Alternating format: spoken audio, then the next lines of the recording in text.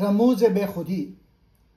यह किताब इकबाल के फ़िक्री सफ़र का दूसरा अहम मरहला है, जहाँ असरार खुदी में फ़र्द की खुदी पर जोर दिया गया था, वहाँ रमूज़ खुदी में कौम और इज्तिमाई ज़िंदगी की तामीर पर बात की गई है। इकबाल के नज़दीक इनफरादी खुदी की तकमील उस वक्त मुमकिन है जब फ़र्द एक साले और मजबूत कौम का हिस्सा बने। बेखुदी का मफ़हूम। बेखुदी का मतलब अपनी ज़ात को किसी आला मकसद या कौम के लिए वफ़ कर देना, अपनी इनफरादी ख्वाहिशात को कुर्बान करके इज्तिमाई भलाई के लिए जीना। इकबाल के मुताबिक ये इज्तिमाई खुदी है जो एक कौम को जिंदा और ताकतवर बनाती है। उम्मत मुस्लिमा की वहदत। इकबाल ने उम्मत मुस्लिमा को एक जिस्म की मानंद करार दिया है। जिस तरह जिस्म के आज़ा एक दूसरे के लिए काम करते हैं, इसी तरह मुसलमानों को एक दूसरे का सहारा बनना चाहिए। ज़बान, नस्ल या कौमियत के फ़र्क को छोड़कर इस्लाम की बुनियाद पर इत्तेहाद पैदा करना ज़रूरी है। तीसरा पॉइंट, शरीयत और दीन की अहमियत। एक कौम की असल ताकत उसके अखलाकी और रूहानी उसूल हैं, ना कि सिर्फ फौजी या इक़्तिसादी ताकत। इकबाल के नज़दीक शरीयत उम्मत का आईन है जो फ़र्द को ज़ब्त नफ्स और इज्तिमाई नज़म सिखाता है। मज़हब को महज रसूम और रवाज तक महदूद करना कौम की तबाही का बाइस है। चौथा पॉइंट, इस्लाम का समाजी निज़ाम। इकबाल ने जोर दिया कि इस्लाम का निज़ाम मसावात, अदल और भाईचारा फराहम करता है। गुर्बत और जुल्म के खात्मे के लिए इस्लामी उसूल अपनाना ज़रूरी है। हकीकी तरक्की तब है जब फ़र्द की सलाहियतें कौम की खिदमत में इस्तेमाल हों। पांचवा पॉइंट, कुर्बानी और ईसार। एक कौम तब जिंदा रहती है जब उसके अफराद अपने ज़ाती फ़ायदे पर इज्तिमाई फ़ायदे को तरजीह दें। कुर्बानी सिर्फ माल की नहीं बल्कि वक्त, मेहनत और जान की भी होनी चाहिए। बेखुदी का कमाल यह है कि फ़र्द अपनी ज़ात को कौम में फ़ना कर दे, लेकिन अपनी रूहानी खुदी को कायम रखे।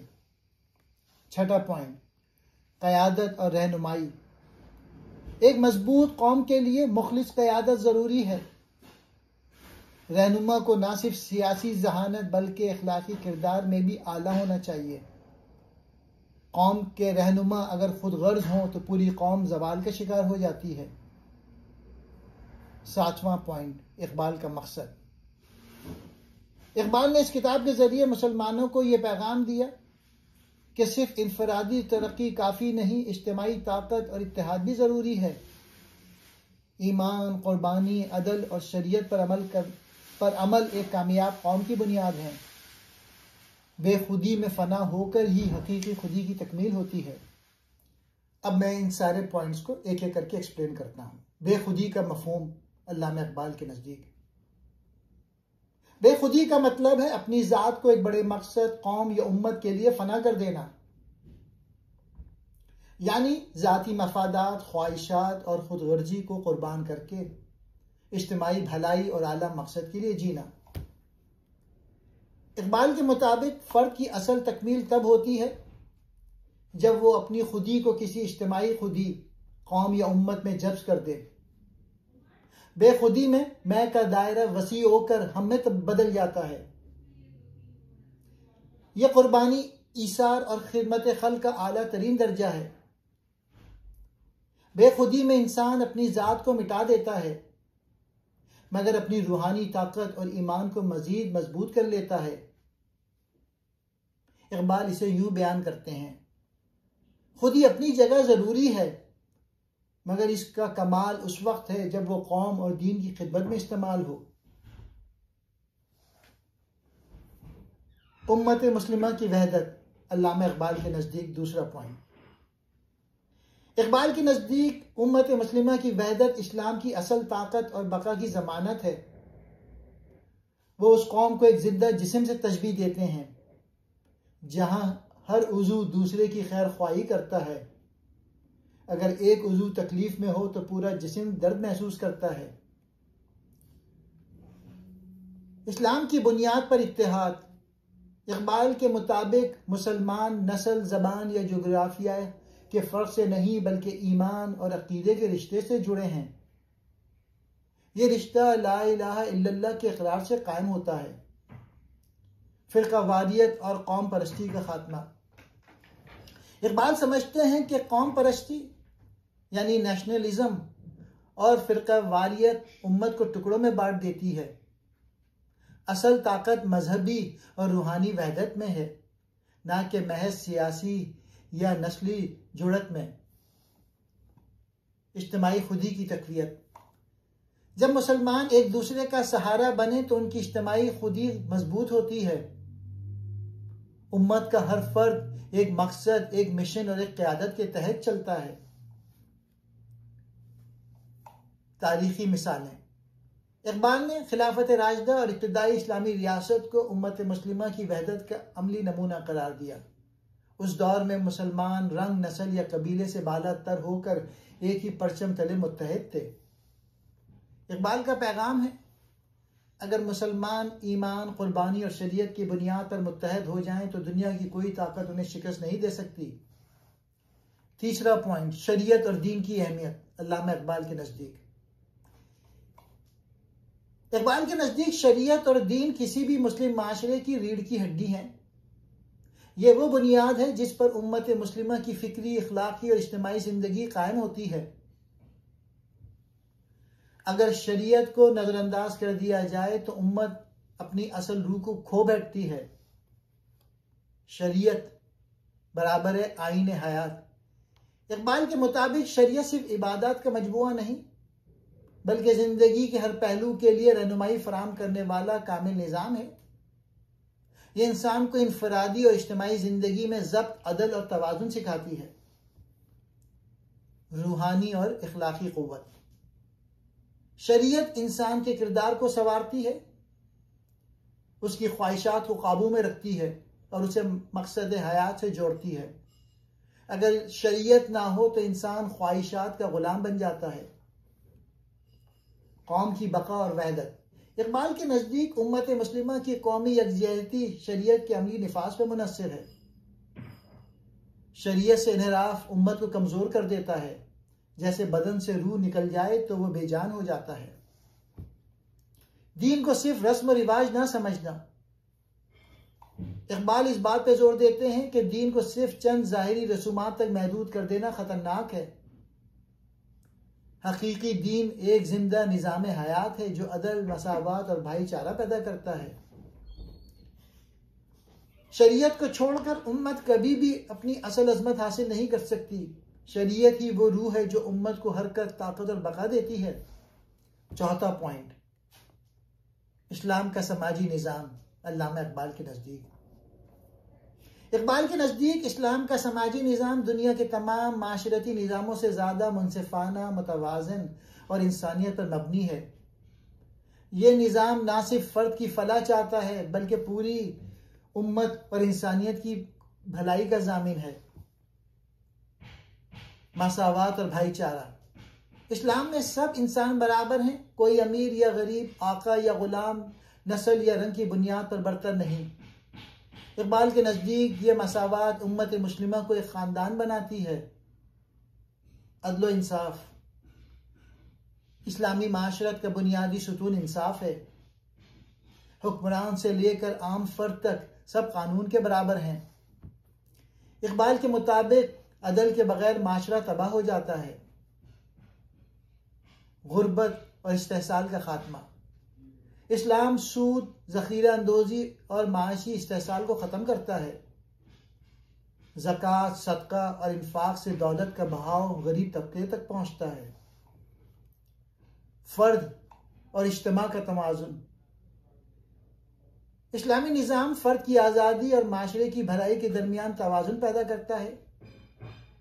इकबाल कहते हैं कि फ़र्द की सलाहियतें कौम की खिदमत में इस्तेमाल हों तो माशरा तरक्की करता है। इखलाकी तरबियत। यह निज़ाम सिर्फ मादी फलाह पर नहीं बल्कि रूहानी और इखलाकी तरबियत पर भी जोर देता है। इकबाल के नज़दीक इखलाक के बगैर कोई माशरती निज़ाम देरपा नहीं हो सकता। इस्लाम का समाजी निज़ाम एक ऐसा अदल तवाज़ुन पैदा करता है जहाँ फ़र्द भी खुशहाल हो और पूरी उम्मत भी मजबूत। 5वां पॉइंट, कुर्बानी और ईसार अल्लामा इकबाल के नज़दीक।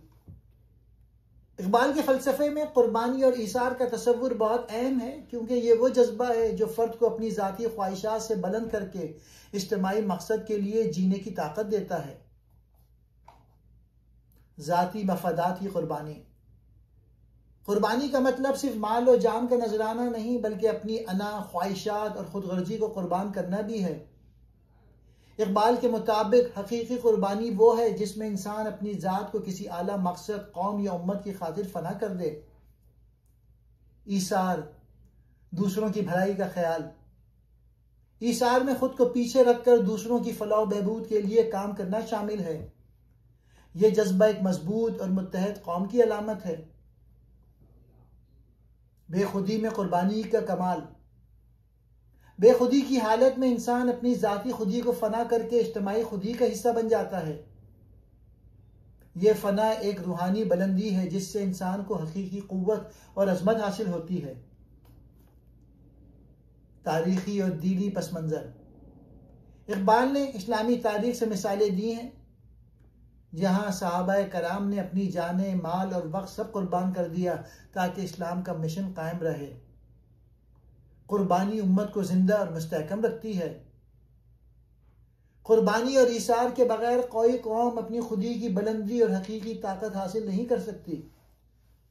6वां पॉइंट, क़यादत और रहनुमाई अल्लामा इकबाल के नज़दीक। इकबाल के नज़दीक क़यादत किसी भी कौम की कामयाबी और बका की कुंजी है।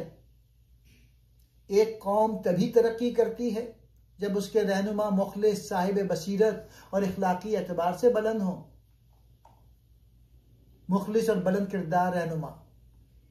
क़यादत सिर्फ ताकत या हुक्मरानी का नाम नहीं, बल्कि खिदमत और कुर्बानी का जज्बा भी है। इकबाल के नज़दीक एक अच्छा रहनुमा वो होता है जो ज़ाती मफादात से बालातर होकर कौम की भलाई के लिए काम करे। रहनुमा की बसीरत और हिकमत।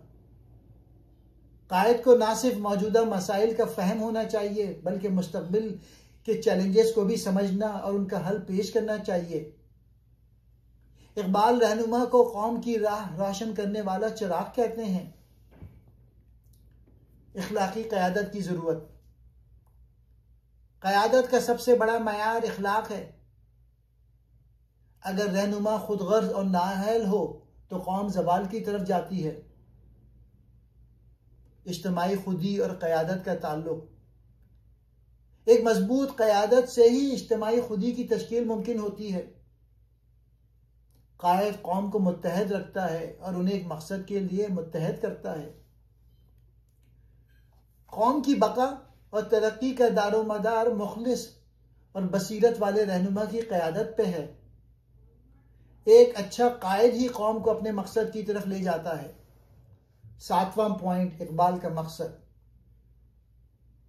अल्लामा इकबाल ने अपनी तस्नीफ खास तौर पे असरार खुदी और रमूज बेखुदी के जरिए मुसलमानों को एक नया फिक्री विजन दिया। उनका मकसद था कि फ़र्द की खुदी और कौम की इज्तिमाई ताकत दोनों को मजबूत करके एक जिंदा और मुतहर्रिक उम्मत तश्कील दी जाए। फ़र्द की खुदी की तामीर। इकबाल ने कहा कि हर शख्स को अपनी शख्सियत, सलाहियतें और रूहानी क़ुव्वत को पहचानना चाहिए। खुदी की मजबूती के बगैर कोई इंसान या कौम तरक्की नहीं कर सकती। इज्तिमाई खुदी और उम्मत की तामीर। फ़र्द की तामीर का मकसद सिर्फ ज़ाती फलाह नहीं, बल्कि उम्मत की फलाह भी है। इकबाल ने कौम को एक वाहिद हदफ के तहत मुत्तहिद होने की ज़रूरत पर जोर दिया।